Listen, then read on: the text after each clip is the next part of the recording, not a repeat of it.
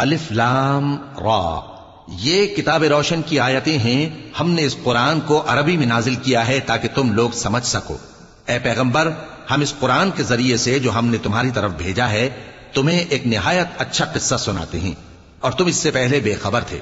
جب یوسف نے اپنے والد سے کہا کہ ابا، میں نے خواب میں 11 ستاروں اور سورج اور چاند کو دیکھا ہے، دیکھتا کیا ہوں کہ وہ مجھے سجدہ کر رہی ہیں.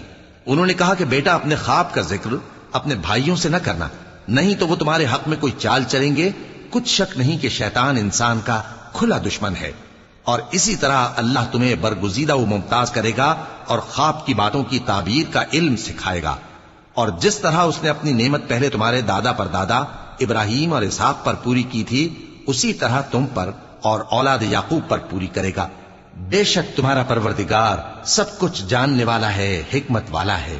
ہاں، یوسف اور ان کے بھائیوں کے قصے میں پوچھنے والوں کے لیے بہت سی نشانیاں ہیں.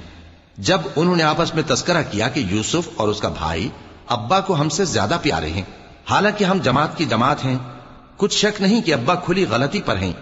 یوسف کو یا تو جان سے مار ڈالو یا کسی ملک میں پھینکاؤ، پھر ابا کی توجہ صرف تمہاری طرف ہو جائے گی، اور اس کے بعد تم نیک لوگوں میں ہو جاؤ گے. ان میں سے ایک کہنے والے نے کہا کہ یوسف کو جان سے نہ مارو، کسی اندھے کنویں میں ڈال دو کہ کوئی راہگیر اسے نکال کر کسی دوسرے ملک میں لے جائے گا. اگر تم کو کرنا ہی ہے تو یوں کرو. یہ مشورہ کر کے وہ اپنے والد سے کہنے لگے کہ ابا جان، کیا سبب ہے کہ آپ یوسف کے بارے میں ہمارا اعتبار نہیں کرتے، حالانکہ ہم اس کے خیر خواہ ہیں. کل اسے ہمارے ساتھ بھیج دیجئے کہ خوب میوے کھائے اور کھیلے کودے، ہم اس کے نگہبان ہیں.